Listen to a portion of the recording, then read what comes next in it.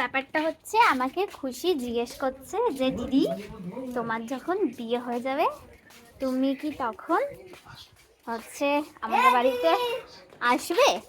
তো আমি বললাম হ্যাঁ, আমি যখনই আসবো তখনই তো তোদের তোদের বাড়িতে আসবো, তাই তো? তাও আবার বলছে, কি বলছিলিস খুশি?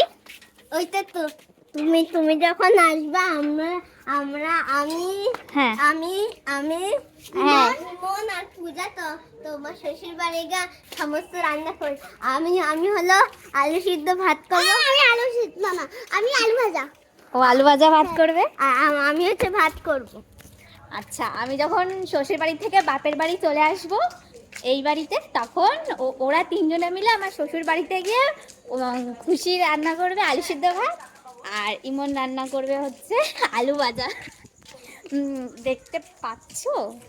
ট্যাগ করো আমার বরকে, আমি খুঁজে পাচ্ছি না আমার বরকে যে আমি শ্বশুর বাড়িতে যাব।